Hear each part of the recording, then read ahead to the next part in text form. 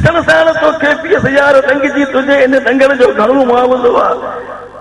मुंहिंजो तोते शेर लिखंदसि त छा लाग ॾींदे, तोते शेर लिखंदसि त छा लाग ॾींदे, ख़बर अथई लिखण जो घणो मुआवज़ो आहे।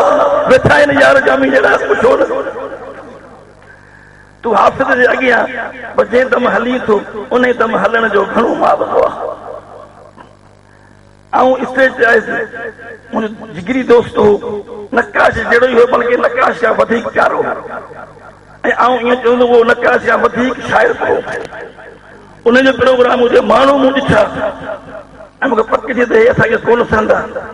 पोइ मूं हिकिड़ो शेर पढ़ियो, मुंहिंजो आउं आयो आहियां साज़ खणी, अवां वटि ऐं आयो आहियां साज़ खणी, को अंदर जो आवाज़ खणी, इहे कुर्सियुनि ते जेके वेठा आहिनि से मुंहिंजी ॿोली सघंदा सुणी।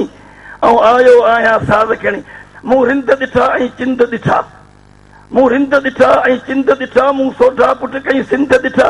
हे मुंहिंजे साम्हूं केरु आहिनि, सभु धरती मां जो वेर आहिनि, हिननि एॾा क्या अंधेर आहिनि, हे पोइ हलनि पिया बाहणी। ऐं आयो आहियां साज़ खणी, को अंदर जो आवाज़ खणी, इहे कुर्सियुनि ते जेके वेठा आहिनि से मुंहिंजी ॿोली सघंदा सुणी।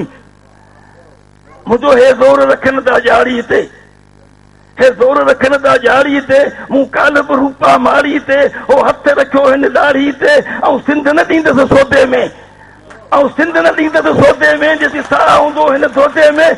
मूंखे शक आहे हर सौदे में अथमि धरती ख़ातिर वेड़ वणी। ऐं आयो आहियां साज़ खणी, को अंदर जो आवाज़ खणी। हू धारनि जो दलाल आहे, जो हू जंत पीढ़ी जो माल आहे, हू धारनि जो दलाल आहे, हू जंत पीढ़ी जो माल आहे, हू विकबो सारो साल आहे।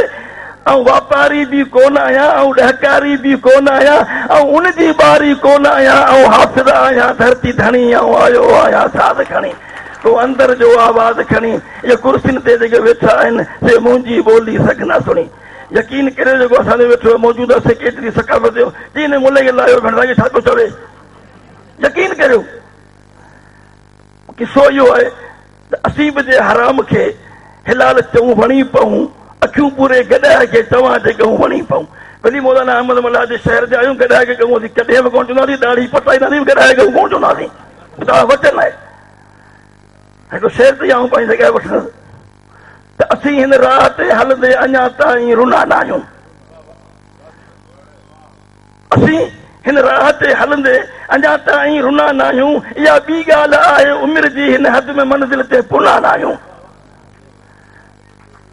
असीं अहिड़ी तरह न आहियूं जो कंहिंजे ताम खे तकियूं, असीं अहिड़ी तरह न आहियूं जो कंहिंजे ताम खे तकियूं। ओ घणा चिमचा वियासीं पर असीं कंहिंजा कुना न आहियूं। असीं हिन राह ते हलंदे अञा ताईं रुना न आहियूं।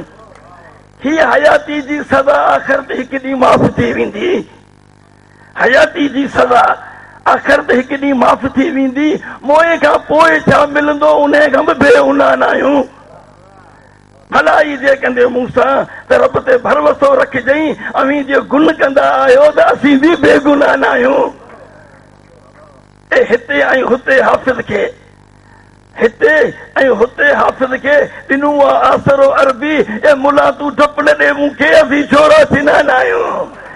असीं हिन राह ते हलंदे अञा ताईं रुना न आहियूं। इहा ॿी ॻाल्हि आहे, उमिरि जी हिन हद में मंज़िल ते पुना न आहियूं।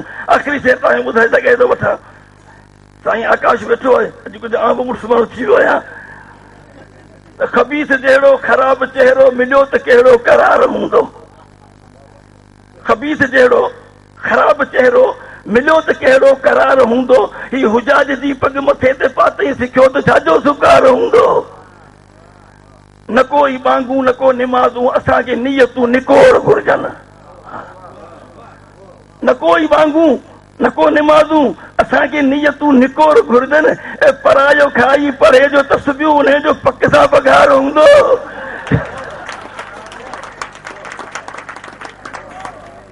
चवां थो आऊं चने सिरनि खे भले आला दीन सां ते आणियो,